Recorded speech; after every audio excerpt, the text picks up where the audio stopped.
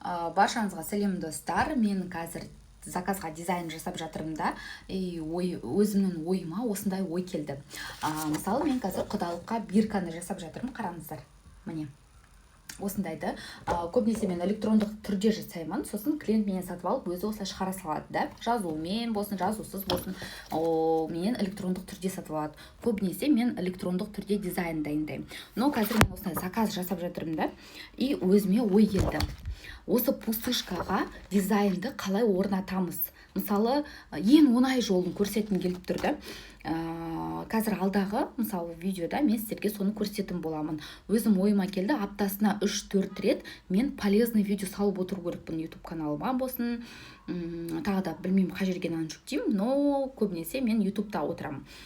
Сол үшін ары қарай YouTube'ымды дамыту үшін, адамдарға полезны болу үшін, жай ғана былай көрсетпей, хотя көбісі сұрайды, осылай жайды түсіре беріңіз деп, бірақ көп мен түсірмей кеттім. Сол үшін қазір қолға алып жатырмын. И өзімнің ойыма келгені осы. Потому что осыны жасап жатырмын да. Сосын мына жерін қия саласыздар, просто по форме. Міне, сары бар ғой, шетінен бастап былай қия саласыз. Обычно қайшымен, специально қайшы керек па деп көбісі сұрайды. Жоқ, обычно, міне, осындай обычно қайшы, кішкентай қайшы болсын, любой бола береді. Главное, қиып шықсаңыз болды, дүзу. По форме өте бәрі көрініп тұр. Енді осы дизайнды мен қалай жасадым, сол жайында видеоролик түсіріп қойған болатынмын. Соны қарап көріңіздер. Бұл видеоролик пустышканың ішіне дизайнды қалай салдым. Мысалы, сіз календар жасаған кезде фотоны саласыз ғой, дәл солай осылай фонды да салып шығасыздар.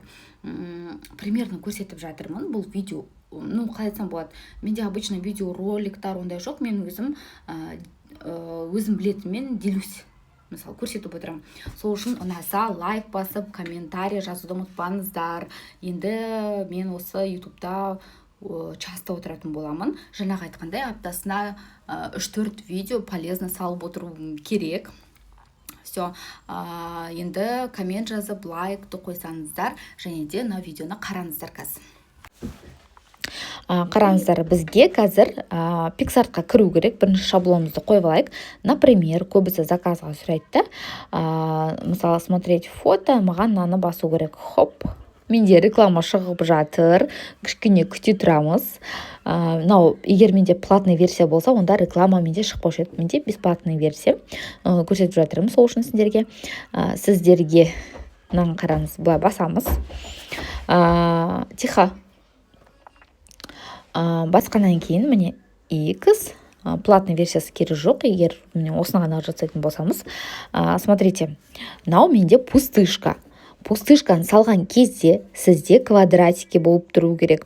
Черный емес, белый емес, осындай квадрат болу керек. Осының ішіне біз қазір фонды енгіземіз. Фонды қай жерден аласыз? Фонды PicsArt'тан алсақ болады, например. Қазір көрсететін боламыз сіздерге. Міне, мынаны салып қойдық.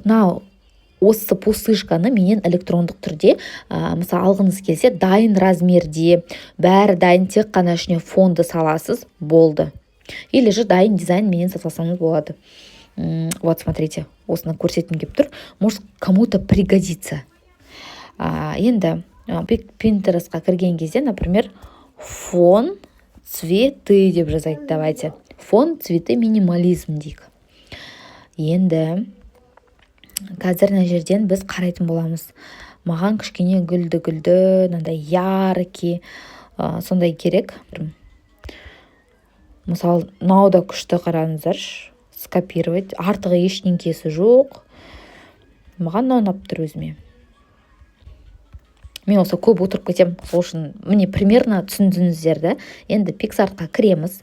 Міне PicsArtқа кірген кезде біз қазір добавить фото деп тұр. Басамыз добавить фото. Біз жаңа жүктеп алған, мысалы, маған мынау ұнап тұр дедім ғой жаңа. Көрдіңіз бе? Хоп. И хоп. Хоп.